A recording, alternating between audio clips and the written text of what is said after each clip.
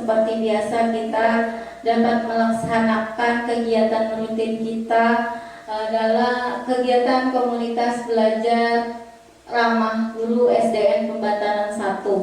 Pada saat kesempatan ini kita akan belajar bersama, berbagi dengan Pak Andriansa mengenai budaya positif. Jadi kepada Bapak saya persilahkan. Cek.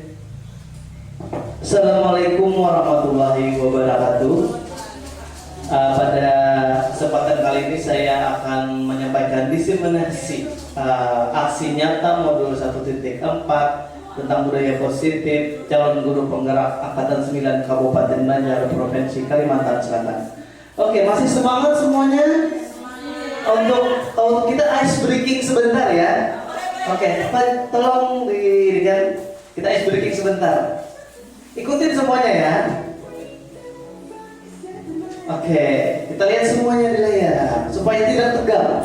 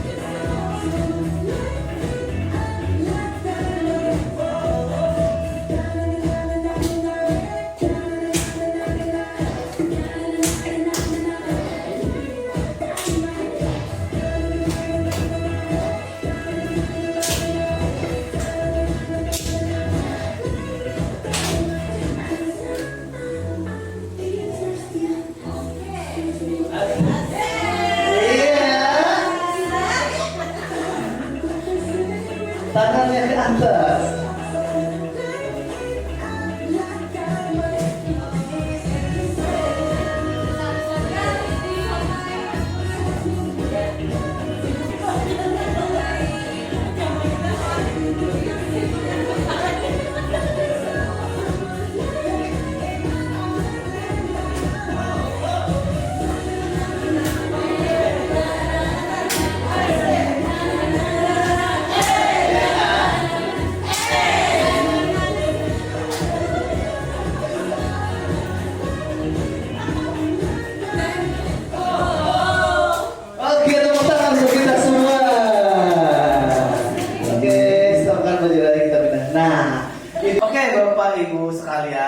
Hari ini akan menyampaikan tentang rancangan untuk aksi nyata nanti yang akan saya buat. Jadi rancangan aksi nyata yang saya buat itu latar belakangnya pertama itu belum menyeluruhnya pemahaman warga sekolah, terutama guru tentang penerapan konsep inti budaya positif di sekolah seperti disiplin positif, kemudian motivasi perilaku manusia, posisi kontrol guru, pembuatan keyakinan kelas, sekolah, dan penerapan segitiga restitusi. Diharapkan jika seluruh konsep inti dipahami oleh seluruh warga sekolah, maka akan terbangun budaya positif yang baik. Oke, naik ke atasnya. Tujuan dulu. Oke. Ya, naik ke atas. Oke. Tujuan dari kegiatan ini adalah meningkatkan pemahaman dan pengetahuan tentang budaya positif. Terbentuknya motivasi intrinsik pada murid dengan pembuatan keyakinan kelas. Tolak ukurnya itu datanya diseminasi konsep budaya positif di sekolah. Terbentuknya keyakinan kelas melalui kegiatan pemahaman keyakinan orang-orang. Keyakinan kelas. Geser sini, geser. Oke, nah konsisten dalam melaksanakan keyakinan kelas. Jadi kita harus konsisten setiap 1 bulan sekali mungkin atau 3 bulan sekali. Nanti akan dikoreksi. Pelaksananya penyelesaian masalah dengan segitiga restitusi. Ini yang akan kita ceritakan nanti. Kemudian dari atas. Oke, atas lagi. Nah ini mas. Pertama aku harus berkoordinasi dengan kepala sekolah. Nah, jadi saya harus berkoordinasi dengan kepala sekolah saya akan melaksanakan kegiatan tersebut. Kemudian berkoordinasi dengan wali siswa. Jadi saya harus menyelesaikan juga atau membangun kolaborasi dengan orang tua siswa. Melakukan diseminasi tentang konsep inti budaya positif. Menyusun keyakinan kelas. Nanti saya akan susun di akhir video. Dan hasil keyakinan kelas ditempel di dinding kelas masing-masing. Oke, next ke atas. Dukungan, nah selain dari kegiatan tersebut saya juga memerlukan dukungan dari kepala sekolah, wali siswa, rekan sejawat, anda semua, murid saya dan semua warga sekolah. Nah itu salah satu dari aksi nyata yang ingin saya buat. Ini adalah salah satu cara untuk mengkonsentrasikan dan mengkondisikan anak. Nah jadi nanti bisa diterapkan tuh di dalam kelas. Jadi anak-anak yang ribut itu bisa kita motivasikan, kita bisa fokuskan dengan cara seperti itu, ya kan? Ada di dalam pelajaran guru penggerak itu ada yang namanya ice breaking. Oke, saya di sini akan menyampaikan tentang budaya positif. Apa itu budaya positif, Bapak Ibu? Ada yang tahu? Ada 6 kategori budaya positif. Yang pertama, disiplin positif dan keyakinan nilai-nilai kebajikan universal. Kemudian ada teori motivasi, hukuman, penghargaan, dan restitusi, keyakinan kelas, kebutuhan dasar manusia, dan dunia yang berkualitas, 5 posisi kontrol, dan segitiga restitusi. Kita akan bahas satu persatu. Sekarang begini, bayangkan Anda memegang tangan Anda sendiri. Coba tangannya dipegang dulu nih, Nah, setelah dipegang, bayangkan nih. Ada orang yang ingin membuka apa yang ada di dalam tangan kita. Kita mau mempertahankan tidak? Ayo Pak. Kita pertahankan kan? Nah kita pertahankan. Berarti itu apa? Kita yang memiliki kuasa atas apa yang kita miliki. Ya. Jadi kita tidak bisa mengontrol orang lain. Kita hanya bisa mengontrol diri kita sendiri. Oke ya. Next. Nah, disiplin positif itu menurut Stephen R. Covey. Pendekatan teori kontrol adalah Anda tidak dapat mengontrol orang lain, hanya Anda yang dapat mengontrol diri Anda sendiri. Kita tidak bisa membuat orang senang kepada kita. Kenapa? Karena itu hak mereka. Karena di mata manusia setiap orang itu berbeda-beda. Sama dengan yang saya jelaskan tadi, kita bisa mempertahankan diri kita, tapi orang tidak bisa mengambil apa yang sudah menjadi milik kita. Nomor 2, semua perilaku memiliki tujuan. Nah, orang melakukan itu pasti ada tujuannya. Kenapa orang ingin mengambil punya kita?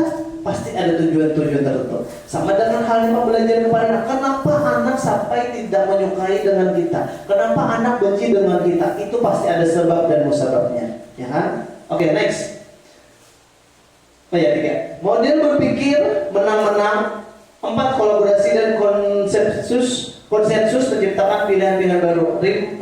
Realitas kebutuhan seorang berbeda-beda. Setiap orang memiliki kebutuhan yang berbeda-beda, ya kan? Itulah kenapa kita mengadakan yang namanya pembelajaran diferensiasi. Karena anak itu berbeda-beda, anak itu unik. Kalau kita menilai anak hanya dari satu sisi, kita akan menganggap anak itu selalu tidak bisa.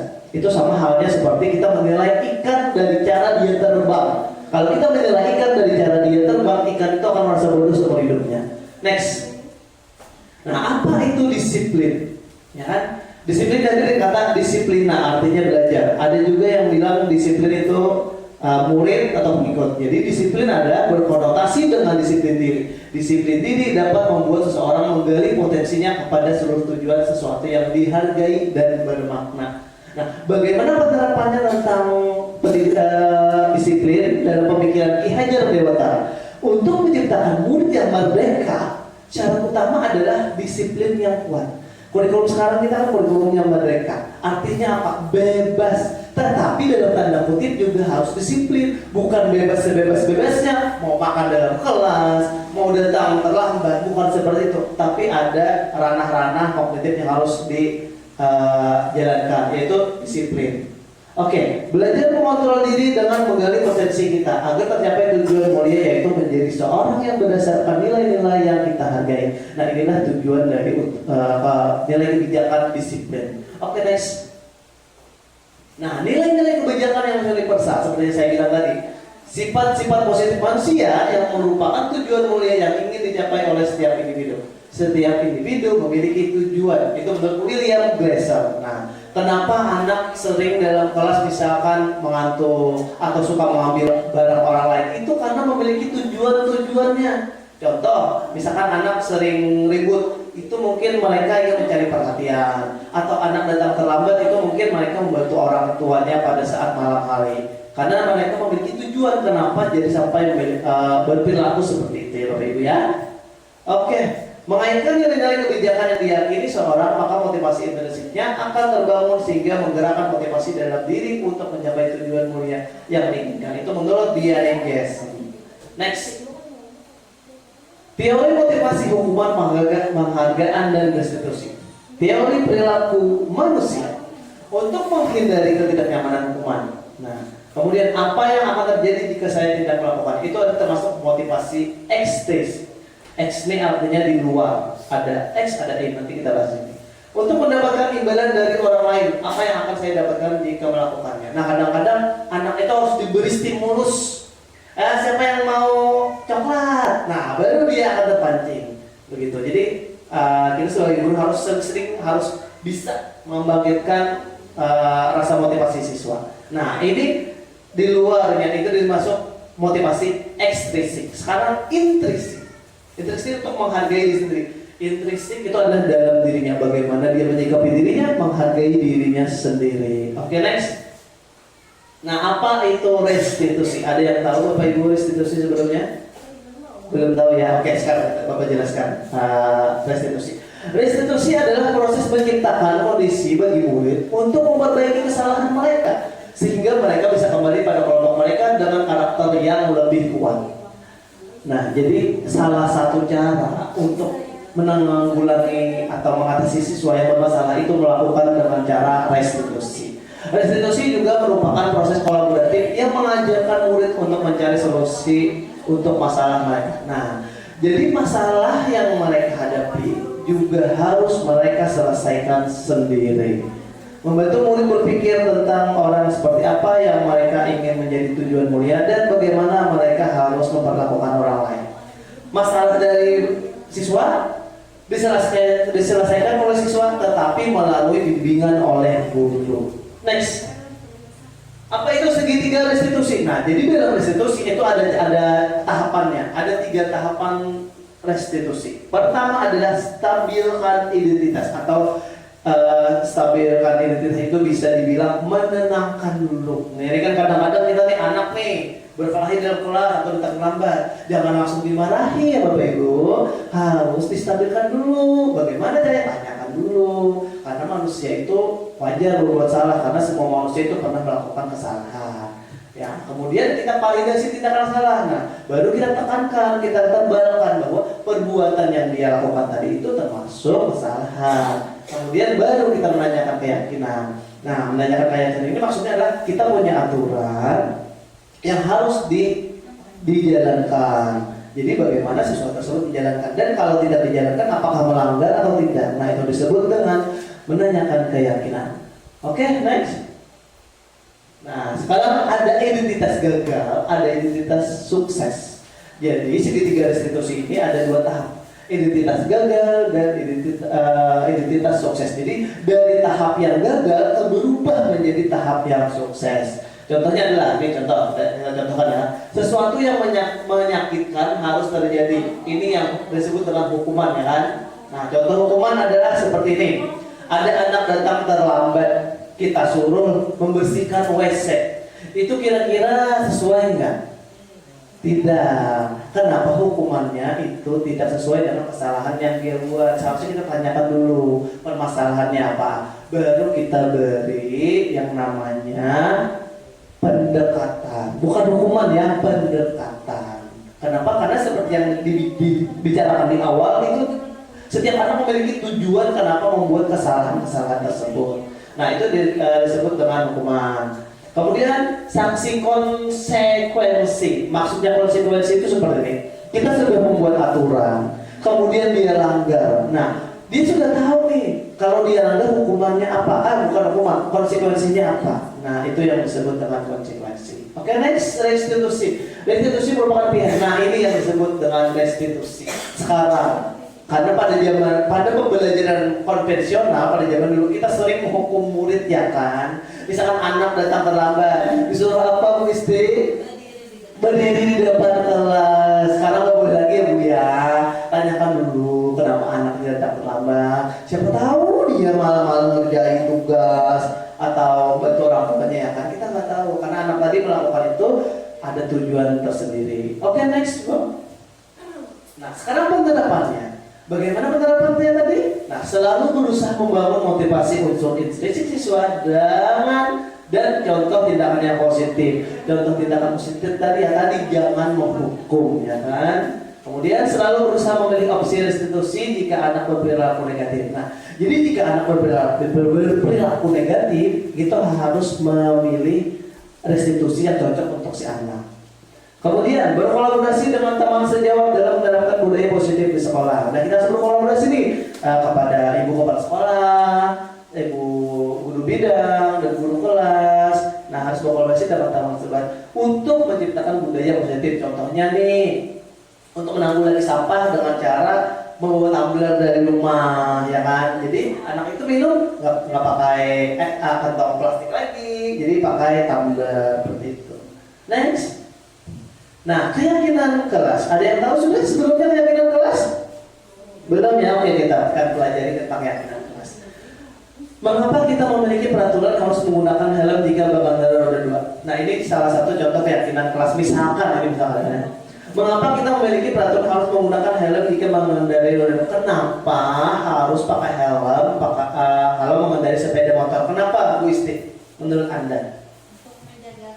Iya, betul, untuk menjaga keselamatan. Kalau nggak pakai helm, nanti kita tabrakan, jatuh, gimana kepala kita? Copot nanti gimana, ya kan? Jadi harus kita utamakan keselamatan diri sendiri, ya kan?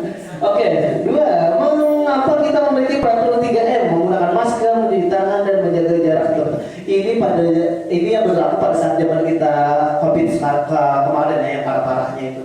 Nah, jadi harus kita lakukan. Kenapa nih? Kenapa? Supaya tidak menularkan ke orang lain dan menjaga diri kita sendiri. Oke, next. Nah, keyakinan kelas. Seseorang akan lebih tergerak dan bersemangat untuk menjalankan keyakinan daripada hanya sekedar mengikuti serangkaian peraturan tertulis tanpa makna. Sekarang gini nih, peraturan yang sudah dibuat dan keyakinan kelas. Kalau peraturan misalkan tidak boleh begini, tidak boleh begitu, dibanding dengan anak membuat keyakinan sendiri, lebih enak yang mana kira-kira? Keyakinan kelas kan? Kenapa? Karena yang menentukan mereka. Tidak datang terlambat. Nah, itu adalah salah satu keyakinan kelas. Tapi mereka sendiri yang harus membuatnya agar suasana menjadi kondusif. Oke, next. Nah, pembentukan keyakinan kelas bersifat lebih abstrak dibuat dalam bentuk positif. Nah, biasanya dibentuknya itu dengan kata-kata yang positif, bukan kata-kata yang negatif. Contoh, jangan buang sampah. Itu kan kata-kata negatif, jangan kita ganti. Ya kan? Cara kata-katanya apa yang cocok kira-kira? Nah, betul.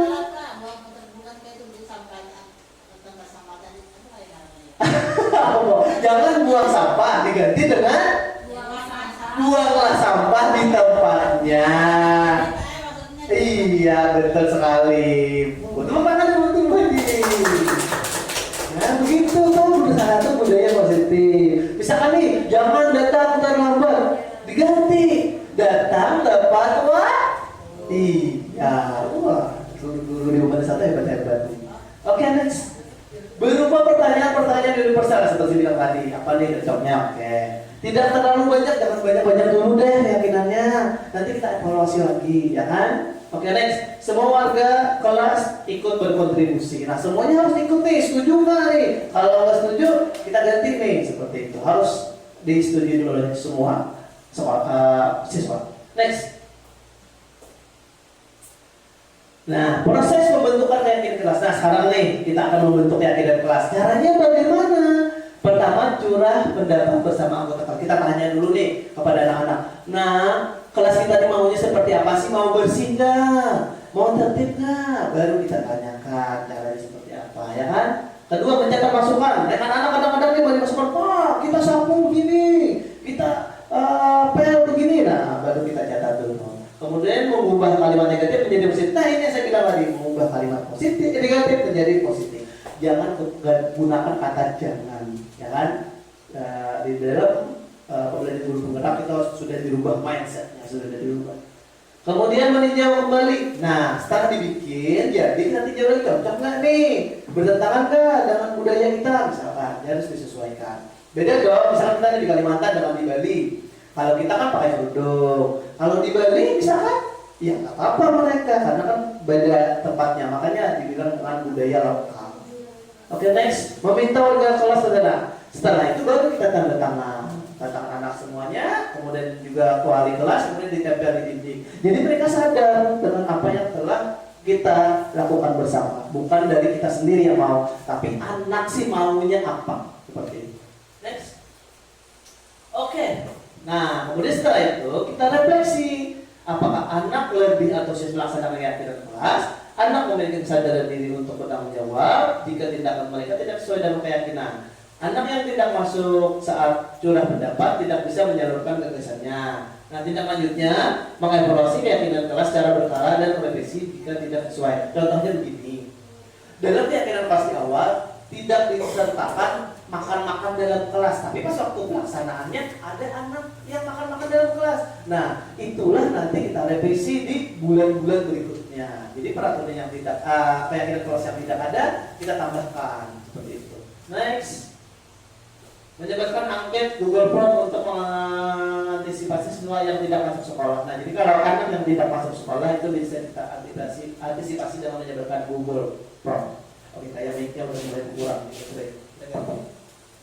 Next. Oke, next. Nah, 5 dasar kebutuhan manusia. Kita manusia kan, Bapak Ibu ya? Manusia dong. Nah, jadi setiap manusia itu memiliki 5 kebutuhan dasarnya. Apa aja itu nanti kita jelaskan. Sekarang kita lihat ceritanya. Bu Santi seorang guru kelas 1 di SD Pelita Hati sedang bingung menghadapi salah satu murid di kelasnya bernama Doni. Beberapa anak di kelas datang dan mengeluhkan kelakuan Doni yang sering sekali meminta bekal makan mereka dengan paksa. Jika Anda menghadapi situasi seperti Ibu Santi, apa yang akan Anda lakukan? Menurut Anda kira-kira mengapa Doni melakukan itu? Nah, kalau dianggap nih kita sebagai gurunya nih, apa yang harus kita lakukan? Kita coba next.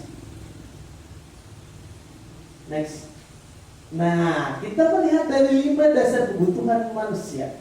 Apakah si Doni tadi mengalami permasalahan yang ada di sini? Contoh kita lihat, bertahan hidup. Apakah Doni melakukan tadi untuk bertahan hidup? Mungkin. Kenapa? Karena dia butuh makan, ya kan? Karena manusia itu pasti perlu makan. Itulah sifat dasar manusia. Oke, bisa jadi kemungkinan. Oke, next lanjut lagi. Bukan maksudnya penguasaan. Apakah dia ingin berkuasa? Mengambil punya orang, jadi ingin berkuasa bahwa ini punyanya sendiri, ya kan? Apakah dia kurang kasih sayang dari orang tuanya, mungkin jadi mengambil punya orang terus? Apakah termasuk juga dengan kebebasan, bebas melakukan apa aja nih? Apakah juga kesenangan? Kadang-kadang ada orang loh, orangnya kaya, tapi suka mengambil punya orang lain. Itu termasuk dalam kesenangan. kesenangan dia, tapi kesenangannya itu negatif bukan positif gitu. Nah, jadi 5 dasar kebutuhan manusia yang mempengaruhi sifat-sifat manusia. Kenapa melakukan sesuatu? Kenapa melanggar sesuatu? Next. Nah, 5 posisi kontrol yang harus dikuasai oleh guru.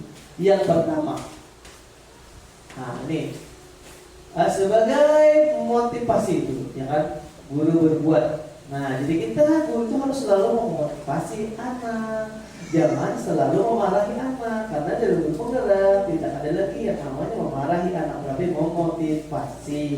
Kemudian ada lagi tentang sebagai teman. Jadi anak itu kita anggap sebagai teman, karena kalau dia menganggap sebagai teman, dia akan nyaman untuk bercerita atau menyampaikan pendapatnya. Kita bayangkan dulu kita nih dengan guru kita yang sering marah, kita sungkan kan untuk bercerita. Tapi kalau kita dengan guru kita yang nyaman, yang humble, nah itu kita akan enak untuk berbicara. Kemudian pemantau. Nah, kemudian pemantau itu untuk menghitung dan mengakui. Jadi pemantau ini adalah salah satu yang dilakukan oleh sikap guru untuk mengarahkan anak ke yang lebih baik. Dan yang terakhir adalah manajer. Nah, ini sebagai guru kita harus memiliki sifat sebagai manajer, di mana kita tidak langsung menyalahkan anak dan bisa menggunakan segitiga restitusi untuk perbaikan yang lebih baik lagi. Next. Nah, sekarang penerapannya gimana? Selalu berusaha memahami permasalahan terlebih dahulu dan tidak gegabah menghukum anak jika melakukan kesalahan. Seperti yang saya bilang tadi, jangan langsung menghukum anak. Kemudian mencari tahu penyebab dan coba menggali kebutuhan dasar yang tidak dapat dipenuhi oleh anak tersebut sehingga melakukan hal negatif. Dengan begitu kita dapat mencari solusi. Nah, ada anak memiliki kesalahan menerapkan pembelajaran yang inovatif. Kita warga sekolah ini paham bahwa mempunyai kemampuan bakat dan minat yang berbeda-beda. Ini sesuai dengan apa yang disampaikan Ki Hajar Dewantara. Bahwa tujuan pembelajaran itu adalah mentransfer ilmu dan pengetahuan untuk murid. Jadi segala sesuatunya kita lakukan itu adalah untuk kepentingan murid. Next, Bu. Visi SDN Komandan 1. Terwujudnya peserta didik yang beriman dan bertakwa, berprestasi, terampil, berkarakter dan berwawasan serta peduli lingkungan. Sekarang kita lihat di sticky note. Nah, kita memimpikan murid yang di sini ada yang bilang taat Tuhan kepada Tuhan yang Maha Esa. Apakah sudah sesuai dengan karakter beriman dan bertakwa? Sesuai, alhamdulillah. Nah, kemudian kita lihat lagi di sini. Di sini ada lagi beriman dan bertakwa, mampu berdiri sendiri, kemudian berusaha sama kepada Maha Esa, percaya pada yang unik, menerapkan pembelajaran yang berpihak pada murid, kemudian berprestasi. Ada berprestasi di sini. Nah, tujuan dari sekolah itu juga ada yang namanya prestasi selain dari pengembangan karakter. Oke, jadi untuk visi dan misi itu hampir sama dengan yang dituliskan di sticky note. Nah, apakah visi sekolah kita selama ini sudah selaras dengan cita-cita untuk murid? Bapak Ibu sekalian, kita sudah memiliki visi dan sekarang kita meninjau kembali apakah visi tersebut sudah sesuai dengan konsep tentang pendidikan yang diajarkan oleh Ki Hajar Dewantara, bahwa segala sesuatu yang kita lakukan itu untuk kepentingan murid. Bagaimana menurut Ibu, apakah sesuai atau ada yang ingin ditambahkan lagi dari kata-kata visi? Kita lihat tuh visi kita tadi, Bu. Nah, terwujud pendidik yang beriman dan bertakwa. Apakah murid kita sudah cocok beriman dan bertakwa?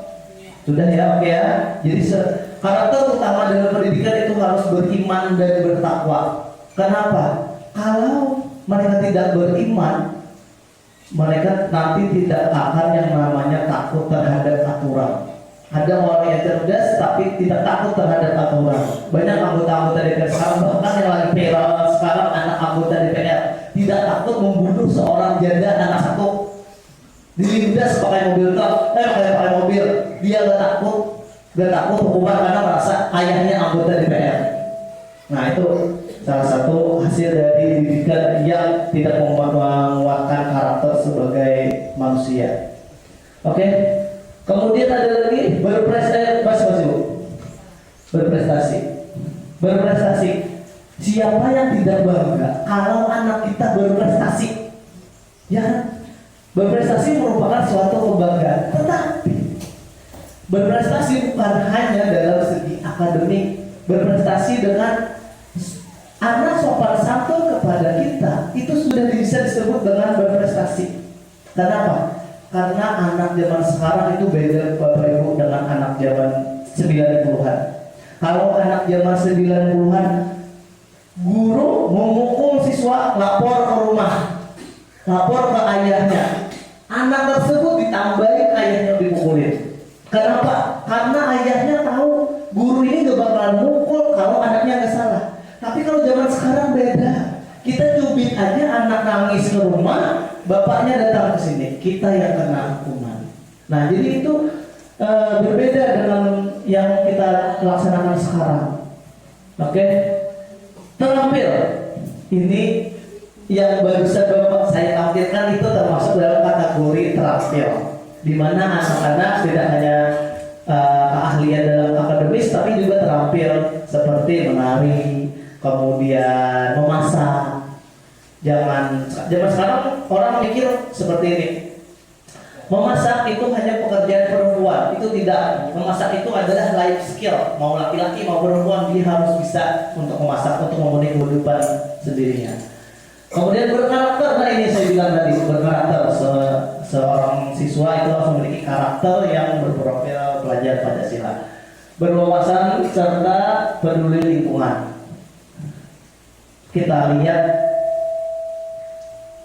benua kita sekarang banyak terjadi bencana alam seperti banjir, kebakaran lahan, dan lain-lain. Itu diakibatkan kenapa? Karena SDM-nya tidak memiliki kesadaran akan lingkungan. Kenapa seperti itu? Karena mereka hanya menggali, hanya mengambil tanpa memikirkan efek dari kerusakan lingkungan yang telah dilakukan. Salah satu contohnya seperti banjir, ya kan? Kalau kita tidak sayang lingkungan, buang sampah sembarangan, padahal ini salah satu sifat yang kecil, buang sampah sembarangan, tapi akan berefek sangat besar bagi mereka. Kalau dari kecilnya aja udah buang sampah sembarangan, apalagi nanti besarnya. Jadi seperti itu. Next, Bu. Nah, sekarang bagaimana sikap perilaku guru, murid serta orang tua murid? Apakah sudah menjalankan visi yang dirumuskan? Kita sebagai guru itu digugu dan ditiru. Kayaknya Dewantara pernah bilang, jadilah suri tauladan yang baik untuk guru, untuk murid-muridmu. Kita jangan hanya menuntut murid untuk berbuat baik, tapi kitanya sendiri tidak melakukan itu, ya kan? Kita cuma hanya bisa menuntut anak nanti kamu begini ya, sedangkan kita sendiri tidak melakukannya. Bagaimana? Apa yang hanya bisa kita lakukan gitu loh. Jadi kita harus memberi contoh, menjadi contoh untuk mereka, bukan hanya menuntut mereka, tapi kita harus menuntun. Itu kata-kata yang harus digarisbawahi. Next, go. Nah, caranya adalah dengan pertama untuk kedisiplinan ya. Pertama itu guru masuk tepat waktu. Gimana mau anak-anaknya disiplin? Misalkan kalau gurunya aja misalkan datang terlambat, misalkan. Ya itu kan beda dengan kasus dengan sakit atau ada berhalangan seperti itu. Kemudian ramah kepada anak. Nah, ini kebanyakan guru-guru yang bisa dibilang udah agak berumur itu selalu marah-marah. Kenapa sih harus marah-marah gitu loh? Sedangkan di sini kan kita ramah kepada anak. Kalau kita marah-marah, anak itu akan sedikit demi sedikit akan jengkel kepada kita juga. Jadi kita harus ramah kepada anak. Kita harus menjadi teman yang baik untuk mereka supaya mereka tidak merasa terbebani. Dan mereka tidak merasa, oh nih ibu nih marah-marah aku terus. Nah seperti itu. Kita aja sebagai guru kalau dimarahin terus-terusan gimana ya kan? Oke, next. Oke, inisiatif prakarsa perubahan. Nah, apa inisiatif perubahan yang dapat dilakukan bersama untuk mencapai visi sekolah? Apa saja kolaborasi yang dilakukan orang guru, orang tua, kepala sekolah untuk mewujudkan visi sekolah? Apa bentuk kegiatan yang dapat dilakukan guru, orang tua, kepala sekolah agar sekolah dapat tercapai? Jadi sekarang saya libatkan Bapak, Ibu, dan Bapak-Bapak dalam merumuskan prakarsa perubahan. Inisiatif perubahan yang dapat dilakukan bersama untuk mencapai visi sekolah. Menurut Pian, apa ya visi yang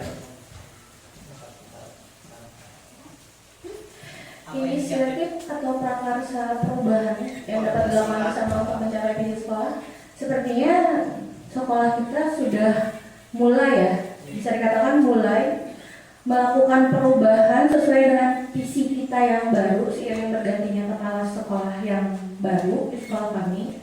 Ada perubahan visi, banyak sekali kegiatan inisiatif perubahan yang kami lakukan. Yang pertama, untuk mewujudkan tadi peserta didik yang beriman dan bertakwa.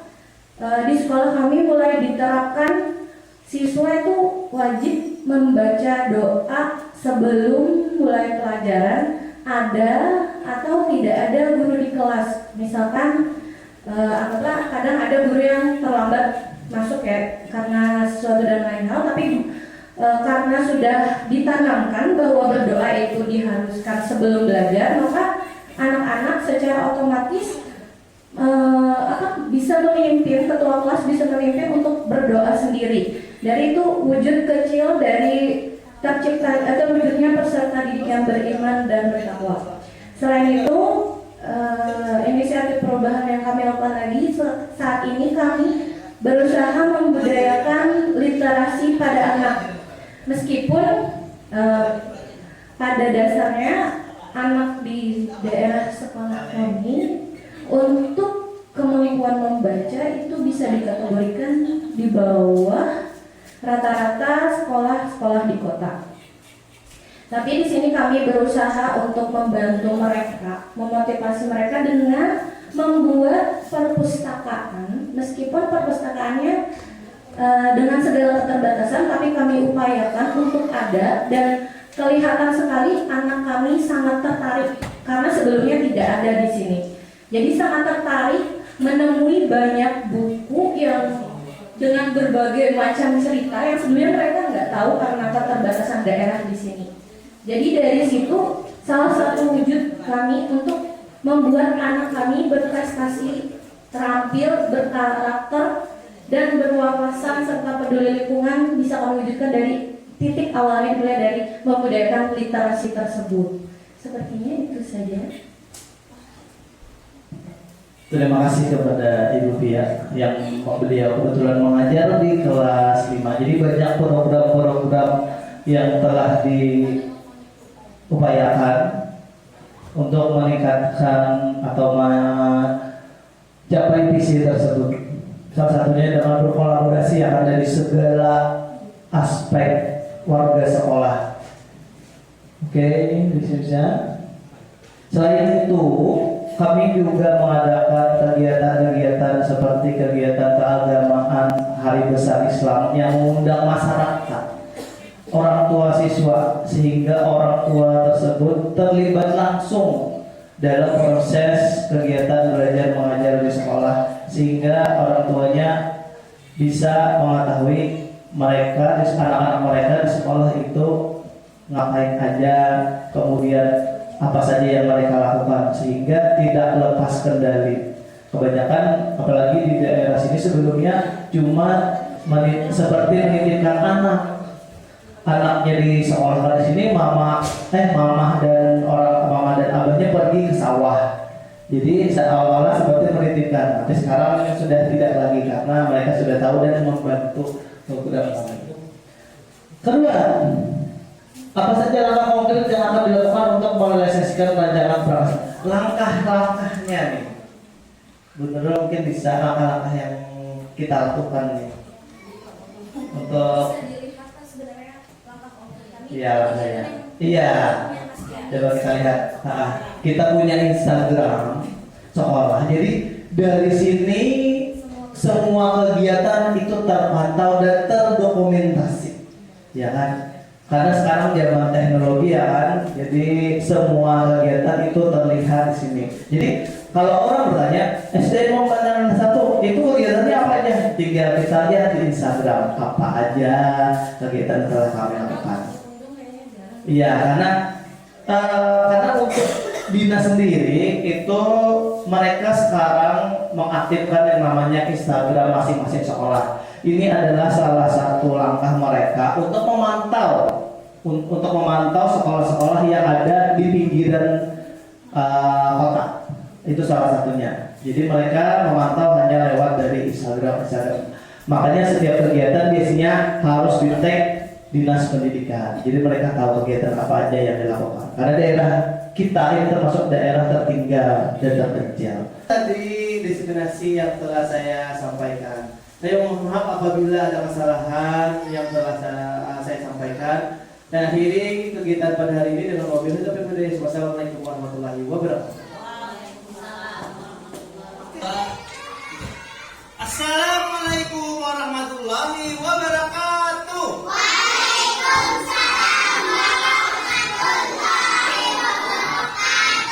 Selamat pagi anak-anak. Selamat pagi. Nah, bagaimana kabarnya hari ini? Sehat? Oke, baik, sehat. Sebelum memulai pelajaran, marilah kita berdoa bersama-sama sesuai kepercayaan kita masing-masing. Berdoa dimulai.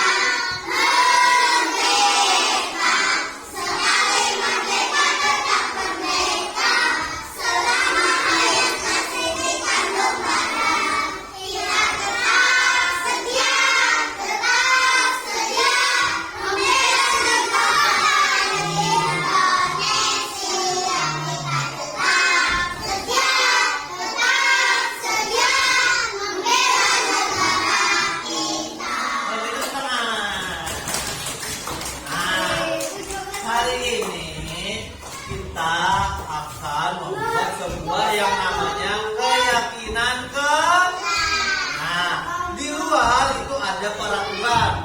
peraturan berbeda dengan keyakinan kelas. Kalau peraturan itu dibuat tanpa persetujuan kalian. Kalau keyakinan kelas dibuat untuk dengan persetujuan kalian. Itu bedanya ya. Jadi buat kalian hari ini harus membuat kesepakatan atau keyakinan kelas yang akan kita terapkan nanti di kelas kita. Contoh misalnya nih, tidak boleh ribut, tidak boleh buang sampah, tapi dengan kata-kata yang positif. Tidak membuang sampah, kita ganti dengan membuang sampah di tempatnya, misalkan seperti itu. Jangan gunakan kata-kata negatif. Ya? Oke, baiklah. Sekarang Bapak akan bagikan sticky note-nya untuk ditulis apa saja sih ya keyakinan yang akan kita buat. Ya. Jadi bisa ditulis apa aja nih yang di kelas kita nih, yang ingin kita sepakati atau kita yang ini. Misalnya tidak bersifat jujur, saling menghargai, saling menghormati dan lain-lain. Tapi kata-katanya harus positif, tidak boleh menggunakan kata jangan berkelahi, jangan buang sampah, harus dengan kata yang positif.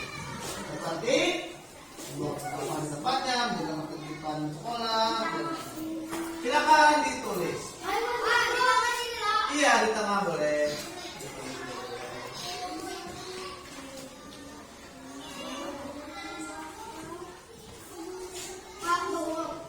Tunggu sebentar ya.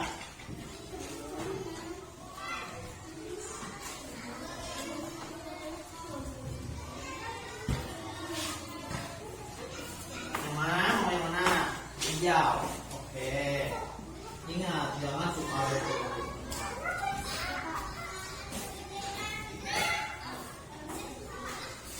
Boleh satu, boleh dua.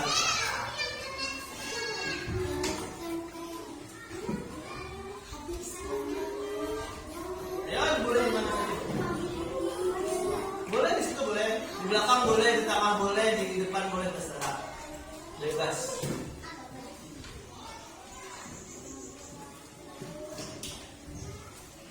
Ayo silakan ditulis apa saja yang ingin kita yakini.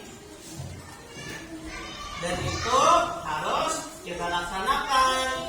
Tidak boleh kita sudah sepakati, ternyata tidak dilaksanakan. Tidak boleh. Supaya kelas kita menjadi tertib.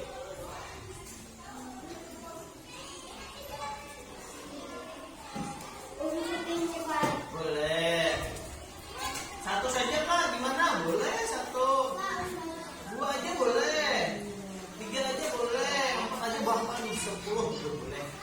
Tiga boleh. Empat boleh. Dua boleh. Satu boleh. Tapi masa cuma satu aja misalkan mau satu aja kan nggak mungkin. Ada teman-teman yang lain juga pasti harus tambahannya nanti. Silakan ucapkan. Selesai ya, kalau sudah tempel di sini di depan. Ya, tempel langsung. Mana tuh? Ingat, tinggal tempel. Iya. Oke, betul. Ya, tempel. Boleh di mana saja. Tempel. Ingat.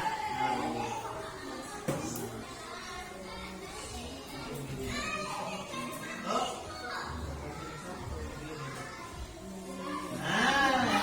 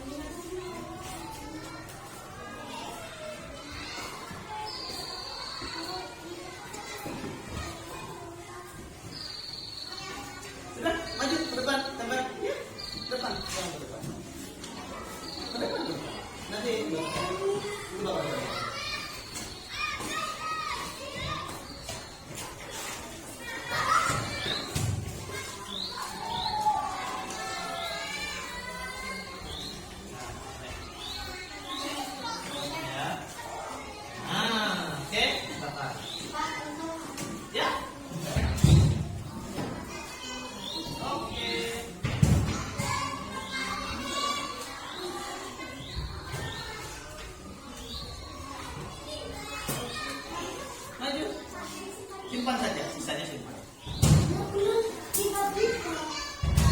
Simpan aja. Simpan saja. Ada nanti Mbak Putri, kasih lah. Ah, coba aja. Yo, yang belum, yang belum. Yang belum. Nggak apa-apa, nggak apa-apa. Ayo yang belum.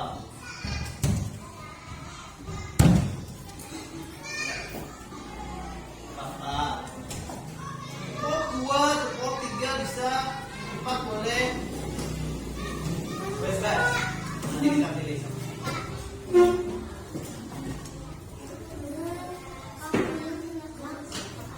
Ya, tempel. Sudah.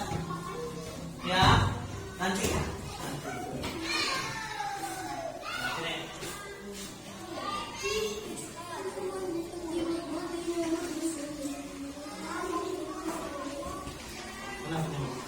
Udah, oke, lanjut.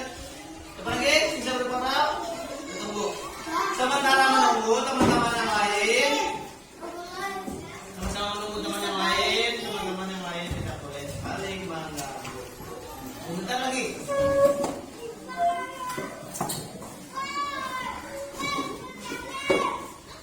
Ya, nanti ada depan.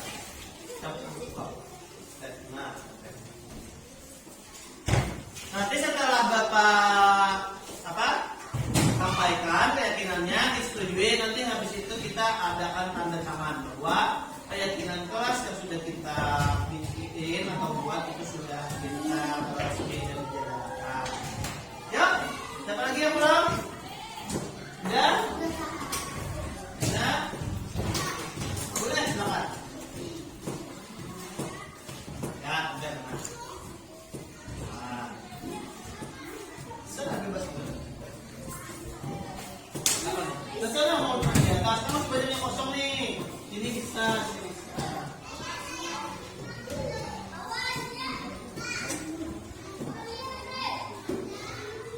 Nah, oke, ada lagi?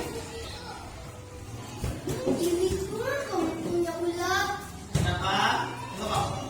Jadi, Juwita nanti Bapak minta tolong dicatatkan keyakinan kelas kita nanti apa aja. Nanti Bapak tulis, kemudian kamu catatkan keyakinan kelas kita, kemudian nanti teman-teman yang lain tanda tangan di sini. Nah, baru kita tanda. Nah, oke, ada lagi? Iya. Oke.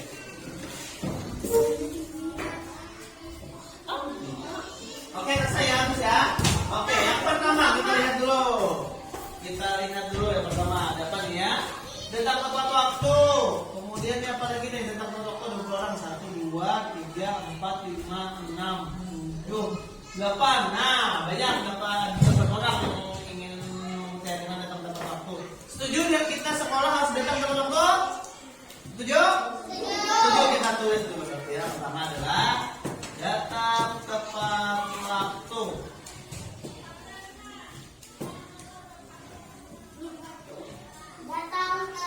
Tempat waktu bisa ditulis nanti si Juwita. Oke, yang kedua kita lihat lagi. Yang kedua ada tempat waktu. Buang sampah, buang sampah itu sama artinya dengan menjaga kebersihan kelas. Begitu terus ya. Sepakat ya semuanya ya. Menjaga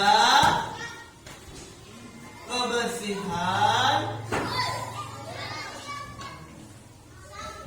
kelas, artinya tidak boleh buang sampah sembarang. Kelas yang kotor harus bisa, buku yang berantakan harus dirapi. Cek lagi. Dari Rizky apa nih Rizky? Rizky saling menghargai dan menghormati, tidak berkelahi, tidak mengata-ngatakan teman, tidak membuli teman. Oh ya, berarti itu termasuk saling menghargai dan menghormati. Berarti kita tidak boleh membuli teman ya. Nah, berarti kita masuk saling menghargai dan menghormati. Nah, jadi kita tidak boleh membuli teman, tidak boleh mengata-ngatai teman, saling menghargai dan menghormati. Ada lagi ya? Sama sudah. Kita waktu sudah. kemudian kebersihan sudah nomor baik, ya. Oh iya, meminta izin ya, minta izin saat ingin ke toilet. Nah, jadi jangan langsung keluar. Minta izin dulu, Mbak. Saya mau ke toilet sakit perut, misalkan. Jangan langsung keluar. Wah, tidak sempat ya. Sepakat? Setuju semuanya? Oke, ada lagi? Sudah ada 4 nih. Kita lihat lagi. Dapat waktu sudah, membersihkan kelas sudah, meminta izin sudah. Oh iya, kita kan ini ada nih, bersikap jujur.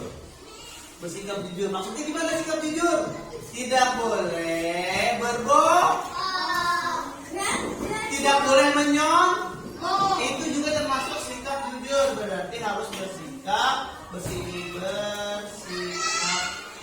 jujur. Nah, jadi bersikap jujur ya. Ada lagi? Kalian? Oh iya, ada yang berkelahi misalkan ya, tidak berkelahi, ada di dari ini. Tidak berkelahi itu termasuk menjaga suasana menjaga suasana kelas ya. Menjaga suasana kelas. Artinya jangan ribut, jangan berkelahi. Nah, itu ya. Kita buat penting untuk menjaga suasana kelas. Supaya tetap rapi. Oke, semuanya sepakat? Sepakat semuanya tentang keyakinan kelas? Sepakat. Kalau sudah sepakat, kita tanda tangan nih. Sudah ditulisnya? Oke. Yang pertama akan tanda tangan adalah kita mulai dari sini, dari sini dong. Ya, silakan tanda tangannya dulu. Sini. Kamu yang jalan nanti sana. Kita tak sini. Tangan. Ya. Oke, nanti depan dulu ya. Depan dulu ya. Oke, sekarang dulu. Dan tangan.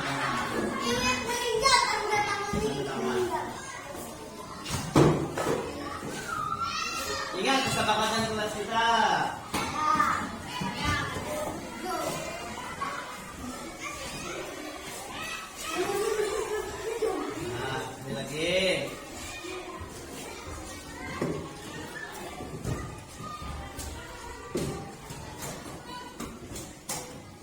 Lagi.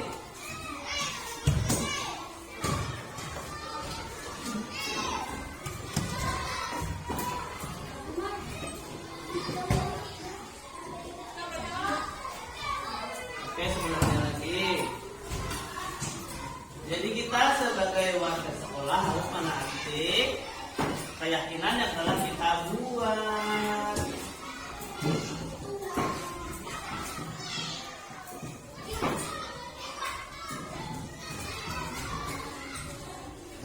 Oke, lanjut.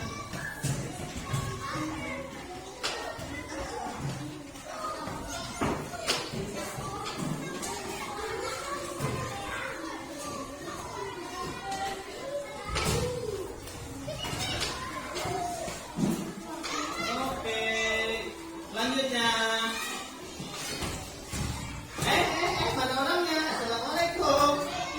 Oh, lewat.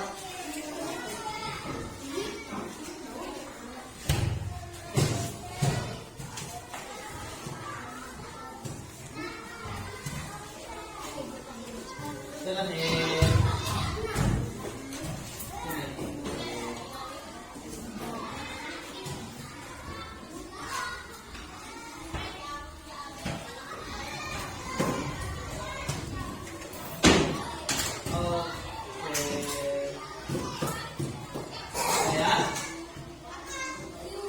silakan duduk. Nah, jadi ini sudah ada kesepakatan yang ditulis dan tanda tangan. Jadi ini adalah kesepakatan yang harus kita laksanakan.